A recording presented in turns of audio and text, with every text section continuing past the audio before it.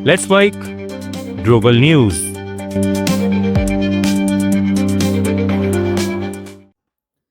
नमस्कार, Let's Mic Global News में आपका स्वागत है। मैं हूं राखी जैन।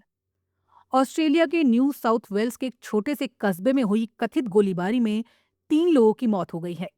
पुलिस ने ये जानकारी दी है। एक चौथे व्यक्ति को गंभीर लेकिन स्थिर हालत में अस्पताल में भर्ती कराया गया है। स्थानीय पुलिस इस मामले की जांच कर रही है। ये घटना लेक कार्जलिगो में स्थानीय समयानुसार गुरुवार शाम करीब 4:40 की बताई जा रही है। पुलिस ने लोगों से इस इलाके से दूर रहने को कहा है और स्थानीय निवासियों को घरों के अंदर रहने की सलाह दी है। पुलिस ने एक बयान में कहा, गोलीबार की सूचना मिलने के बाद वॉकर स्ट्रीट और येल्किन स्ट्रीट के पास इमरजेंसी सेवाओं को बुलाया गया। इस घटना में 2 महिलाओं और 1 पुरुष की मौत हुई है। यूरोपियन यूनियन ने भारत के साथ नए रक्षा समझौते को मंजूरी दे दी है। अगले हफ्ते नई दिल्ली में होने वाले भारत ईयू शिखर सम्मेलन में इस पर साइन होंगे। ईयू की विदेश नीति प्रमुख काजा कलास ने यूरोपीय संसद में इसकी जानकारी दी। उन्होंने कहा, यह साझेदारी एक बड़े रणनीतिक एजेंडे का हिस्सा होगी। इस एजेंडे में फ्री ट्रेड एग्रीमेंट यानी मुक्त व्यापार समझौता, defence and security deal, cyber security, समुद्री सुरक्षा और काउंटर टेररिज्म शामिल है। यूरोपियन काउंसिल के अध्यक्ष एंटोनियो कोस्टा और यूरोपीय कमीशन के अध्यक्ष Ursula von der Leyen Bharat आ रहे हैं। वो 26 जनवरी को गणतंत्र दिवस समारोह में मुख्य अतिथि होंगे। भारत ईयू शिखर सम्मेलन अगले दिन 27 जनवरी को होगा। अमेरिकी राष्ट्रपति डोनाल्ड ट्रंप के बनाए गाजा बोर्ड ऑफ पीस में 8 इस्लामिक देशों ने शामिल होने पर सहमति जताई है। इन देशों में कतर, तुर्की, मिस्र, जॉर्डन, इंडोनेशिया, पाकिस्तान, सऊदी अरब और संयुक्त अरब अमीरात शामिल हैं। एएनआई की रिपोर्ट के मुताबिक इन देशों के विदेश मंत्रियों ने कतर की राजधानी दोहा संयुक्त बयान इसका ऐलान किया। बयान में कहा गया है कि सभी देशों ने साझा फैसला किया है। हर देश अपने अपने कानूनी और जरूरी प्रक्रियाओं के तहत इसमें शामिल होने से जुड़े दस्तावेजों पर हस्ताक्षर करेगा।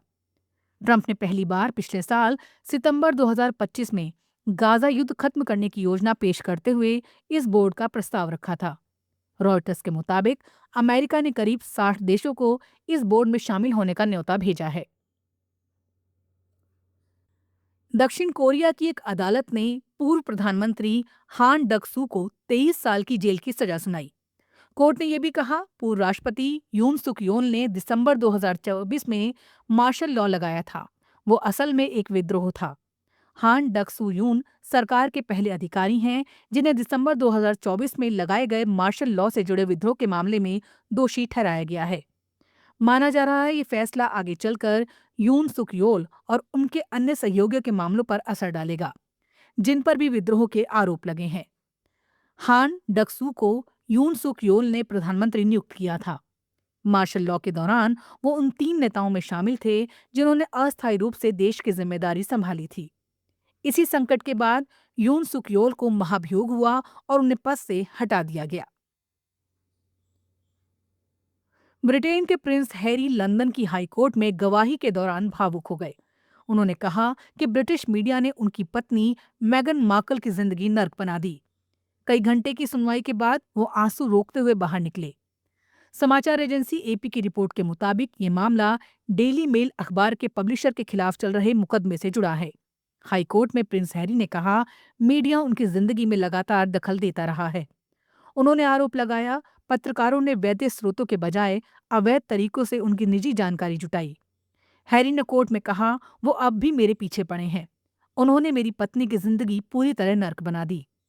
प्रिंस हैरी समेत 7 मशहूर हस्तियों ने डेली मेल के पब्लिशर एसोसिएटेड न्यूज़पेपर्स लिमिटेड पर मुकदमा किया है। आरोप है कि बीते करीब 20 साल में निजी जानकारी जुटाने के लिए गैरकानूनी तरीके अपनाए गए। ग्लोबल न्यूज में फिलहाल इतना ही। देखते रहिए, सुनते रहिए लेट्स माइक। नमस्कार। आप सुन रहे थे Let's Mic more than radio. Follow कीजिए हमें हमारे सोशल मीडिया प्लेटफॉर्म्स पर। It's time for news. It's time for more than radio. Presenting the first radio news app, Let's Mic. Let's Mic.